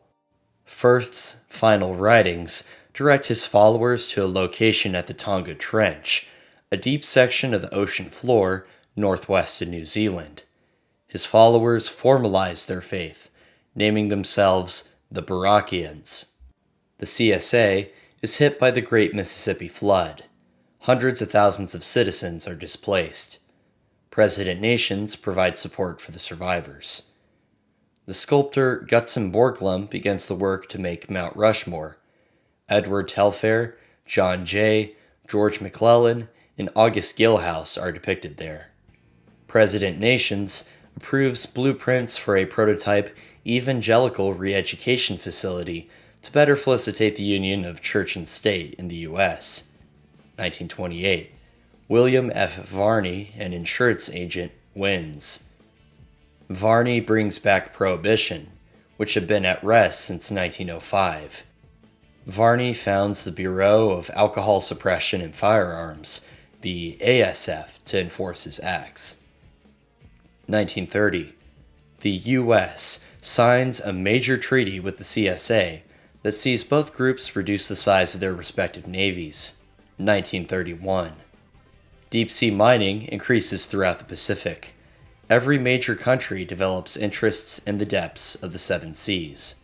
The ASF conducts a bust on a warehouse in the Midwest. It's found to contain shipments of alcoholic beverages.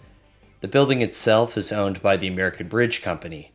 Clyde Tolson, the director of the ASF, vows to lead an investigation into the company. He is found dead, drowned in his own swimming pool, which was completely dry. 1932.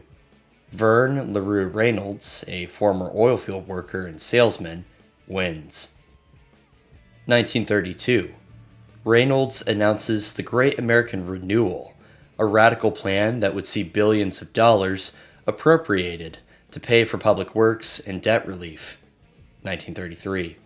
Millions of newly employed citizens are bused to their labor camps as part of the Great American Renewal. 1935. The Dust Bowl fouls multiple federal projects in the Midwest, dashing President Reynolds' infrastructure plans and causing widespread famine. 1936. John W. Aiken, a furniture finisher, wins. The Dust Bowl ends. America emerges from the worst famine in its history. Prohibition is ended again. 1937. The Hindenburg successfully moors in Lakehurst, New Jersey without accident. The largest airship in the world sees continued use in the late 1930s and early 1940s. 1938. The Star-Spangled Banner is approved as the official national anthem. Its lyrics are altered to better felicitate a sense of unity in socialist America. 1939. Germany invades Poland, kickstarting the Second World War. America remains neutral in the conflict. Armored infantry see widespread use. 1940. John W. Aiken wins a second term. 1941. America enters the Second World War after the Japanese attack on Pearl Harbor. 1944. Edward A. Teichert, an eclectic electric equipment plant supervisor, wins. 1945. The inventor Vannevar Bush begins to work on the Memex, a powerful computer network that would, in theory, help improve the quality of life in the United States. 1945. President Teichert passes away suddenly from a stroke. Arla A. Albaugh, a photo engraver, steps up to become president. 2 atomic bombs are dropped on Japan, forcing Emperor Hirohito to surrender. The CSA, which had been giving support to Germany, begins Operation Southwood, which sees hundreds of German weapons scientists achieve safe passage to the south. The Second World War ends. 1948. Farrell Dobbs, a trucker thrown in federal prison for threatening to overthrow the government, wins. His running mate, Grace Carlson, is the first female vice president in this timeline. Dobbs institutes federal law over every major U.S. city. Major corporations are nationalized. The Soviet Union blockades Berlin, and, despite frequent airlifts of food and supplies from the U.S. and Britain, refuses to back down until early 1949. Small conflicts take place between Russian and American forces in the city. 1950. The North Korean military invades South Korea. 1951. Dobbs orders American forces to leave Korea. Korea becomes a dictatorship. 1951. The Barakians, with the approval of the authorities, build a sanctuary 15,000 feet below the Pacific Ocean. The place of worship, called Thalassa Point, lies on a cliff overlooking the Horizon Deep, which goes down for another 20,000 feet. 1952. Farrell Dobbs wins re-election. The first hydrogen bomb is detonated in the Marshall Islands. 1953. Senator McCarthy is tried for his anti-socialist comments on national television. Vannevar Bush, a Barakian, finishes work on the Memex, a powerful linked computer system. It is safely moved to Thalassa Point in pieces over the summer and fall of 1953. 1954. Castle Bravo, the largest nuclear weapon detonated by the U.S., is tested in the Marshall Islands. Radioactive fallout from the event extends for 100 miles in each direction. Barakians around the world receive news of Thalassa's first communion with the Deep Sea Angel. The message consists of a greeting from the entity. It also contains a subliminal broadcast with contents that are indecipherable to all but a select few of the project members. 1955. A member of the growing resistance movement in the CSA, named Rosa Parks, is captured and imprisoned by the authorities. 1956. Enoch Holtwick, the president of a seminary in South Dakota, wins. 1957. President Holtwick arrives in Cape Canaveral to see the launch of Vanguard TV-3, a rocket designated to send the first American satellite into space. Holtwick gives a blessing over the launch pad and space vehicle, and Vanguard launches successfully. It blew up in our timeline. 1958. Holtwick and the Russian-American president make a massive trade deal. Both countries open joint industrial ventures throughout their respective territories. The USSR, US, and CSA introduced their first intercontinental ballistic missiles. 1959. The Soviet Premier, Nikita Khrushchev, visits President Holtwick at Holtwick's house in Missouri. The pair watch the new biblical epic, Ben-Hur. It's between us now. Yes, this is the day. Khrushchev loves the movie, and the trip is a success, improving US-USSR relations dramatically. 1959. A large jet lands in Nikolaevsk, a city in Russian America that is where our universe's city of Seattle lies. Russian-American customs largely ignore the cylindrical containers that the passengers pick up from baggage claim. A small Barakian convention meets at the north shore of Goose Lake, near the California-Russian-America border. 1959. A series of brutal murders take place in the Goose Lake region. 4 people and their 15-foot skiff go missing on Halloween week. A nearby party is interrupted by the sound of, in the quotes of a bystander, a hellish orchestra. 1960. The 35-star flag of the United States debuts in Philadelphia after Hawaii's admission to the Union in 1959. A covert American armored team is deployed to Goose Lake. Gunfire shakes the hills for 2 days. An 18-wheeler picks up a massive tarp at a facility in Altoona later that week. A federal worker writes about the event in their journal. The blue-gray tarp was tattered on one side. I could see mottled gray flesh pocked bullet holes beneath the tears. 3 fish-like pupils slowly moved from side to side on a limb that, for lack of a better word, resembled the head of an axe. The limb looked to be the size of the truck itself. I was ushered out of my guard booth soon after. They moved us all into the break room, and a soldier stood watch over us in the doorway. We were let out when the sun went down. The truck was still there, and an intact covering was over whatever was in the back. 1960. Charles L. Sullivan, an Air National Guard general, wins the presidency. A massive slave uprising takes place in Greensboro, North Carolina. It's barely suppressed by the Confederate National Guard. 1961. The U.S. supplies exiled CSA citizens with weapons in a bid to overthrow the CSA's government.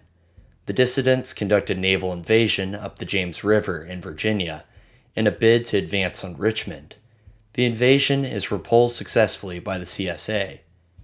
Diplomatic relationships between the North and the South are severed after the James River debacle. President Sullivan announces his plan to place a man on the moon by the start of the 1970s. The Berlin Wall begins construction. And, finally, Alan Shepard becomes the first U.S. astronaut in space. 1962.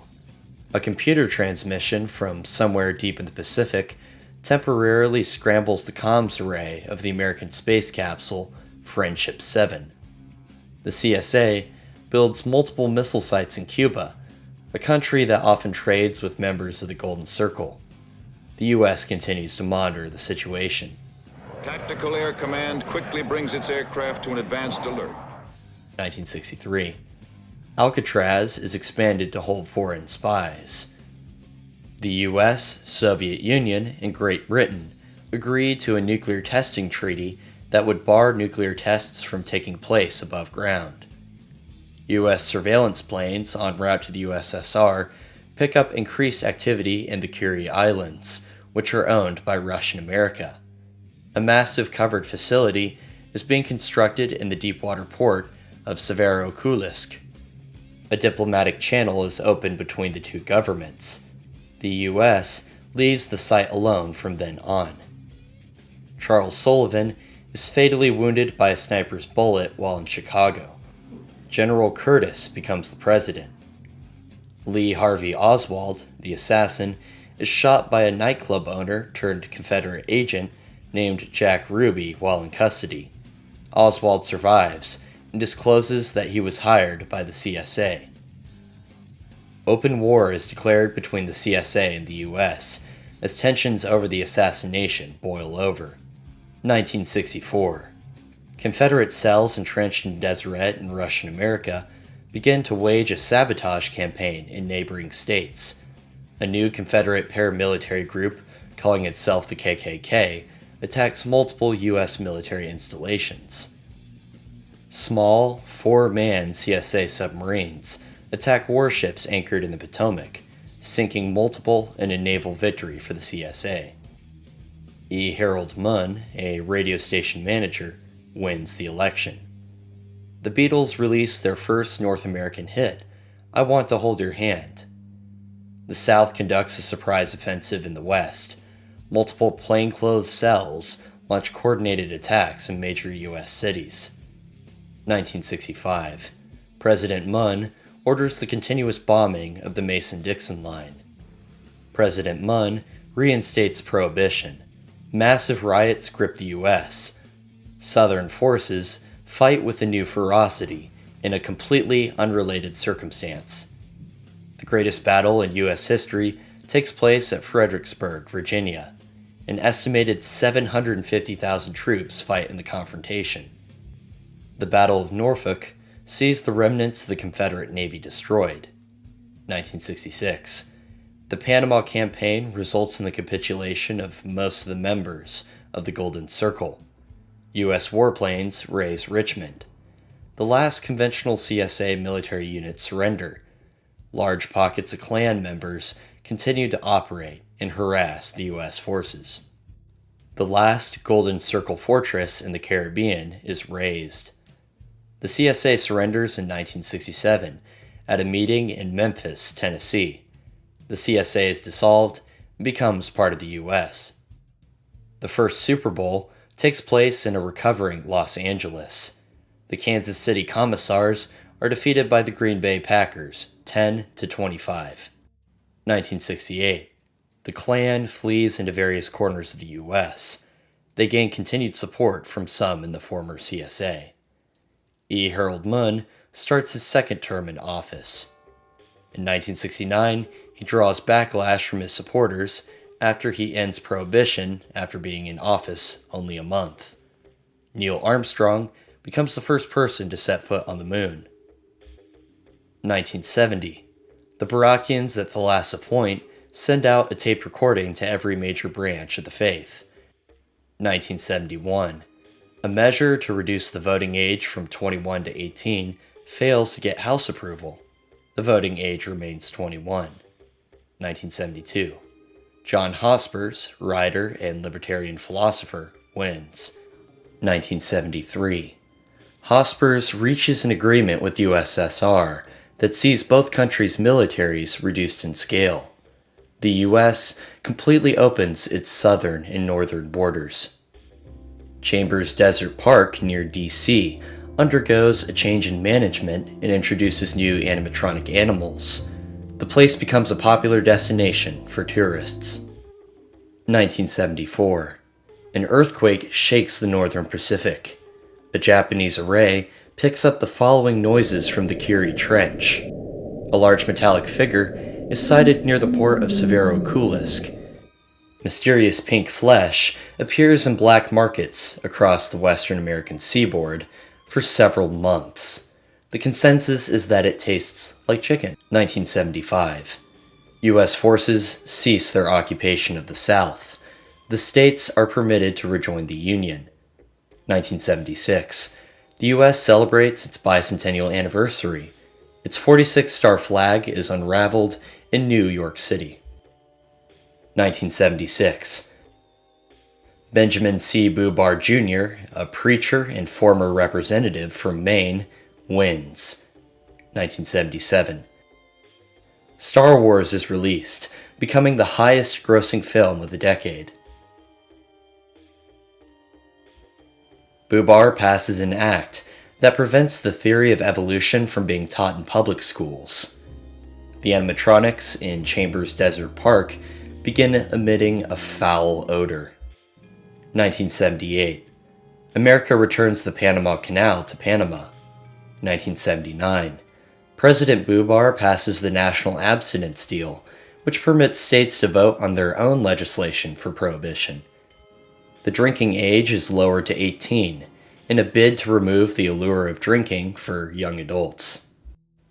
Russian America reveals the existence of Sobachka, a 270-foot-tall skeleton that has been kept in a facility near the Arctic.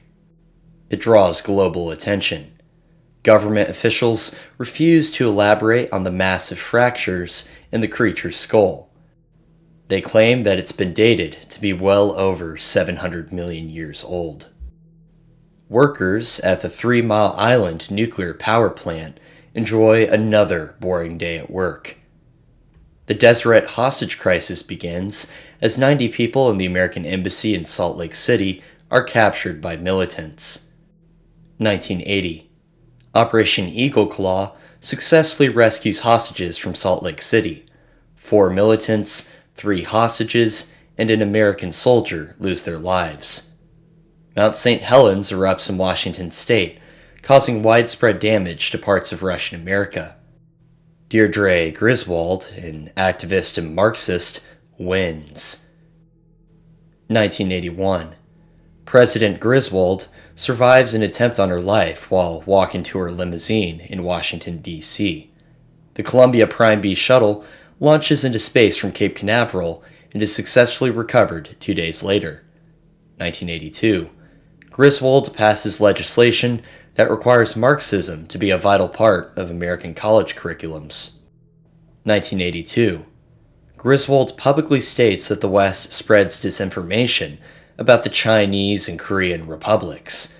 She extends an invitation to visit the U.S. to both countries' respective leaders. American Army bases around the world are permanently closed. The Unification Memorial is built in Washington, D.C. The winning design is composed of 2 gigantic walls of granite, joined by an arch made out of a melted piece of the former border wall between the CSA and the USA. The names of the dead stretch for hundreds of yards on the surface of the memorial. 1984. Edwin, an activist and transit worker, wins. 1986. The Challenger shuttle takes off from Cape Canaveral successfully. 1986. Workers at the Chernobyl plant in Russia enjoy a nice day at work. 1987. Chambers Desert Park is permanently closed for real after the artist Andy Warhol is taken out by a malfunctioning mule deer animatronic. He reportedly decided to stick his head in between its jaws right before the incident occurred. 1988. James Mac Warren, an activist, auto, and steel worker, wins. 1989. The Berlin Wall is taken down. 1990. The Central Committee of the Soviet Communist Party gives up its power, marking the beginning of the end of the Cold War. Iraq invades the neighboring country of Kuwait. 1991. The U.S. authorizes the use of force to free Kuwait. Operation Desert Storm opens with multiple airstrikes against Iraq. Chemical weapons strike U.S. forces near Kuwait City, killing thousands of citizens and injuring many. America responds with multiple deadly strikes on Iraqi military positions and the complete destruction of the now exposed facilities. Iraq retreats from Kuwait and accepts the call for disarmament. The Soviet Union is dissolved. 1992. The government covertly conducts a siege of the Weaver family at a place called Ruby Ridge. The siege is concluded peaceably with no casualties. James Mac Warren wins again after a speech he gives in Sweden goes viral. 1993. The One World Trade Center is bombed by Islamic terrorists. 6 people lose their lives, and over 1,000 are injured in the attack. 1993. The 51-day siege of a cult compound in Waco goes down in infamy as 4 agents and many cult members are taken out at the end of the raid. 1994. A trade agreement between Canada, the U.S., and Mexico goes into effect. 1995. The World Trade Organization is created. A pair of anarchists detonate a bomb in a building in Oklahoma City, killing 168 people. 1996. Marcia Fineland, a public school teacher and activist, wins. 1997. Fineland bans federal funding for human cloning. President Fineland legalizes marijuana across the U.S. 1998. The Senate and Electoral College are abolished. 2000. A massive TV hijacking affects several major CNN stations in the U.S. Citizens see the following broadcast. And that is it. If you can't tell, I got a little bored during the Gilded Age. That concludes a project that took me a really long time to finally complete. I hope you enjoyed it. I had a lot of fun just mapping out all that absurdity. Hopefully you got some entertainment and some knowledge of these forgotten candidates. If you liked what you saw or heard, consider supporting my work by liking the video or checking out the links in the description. As always, thank you for watching. I'll see you around. Take care and have a great night.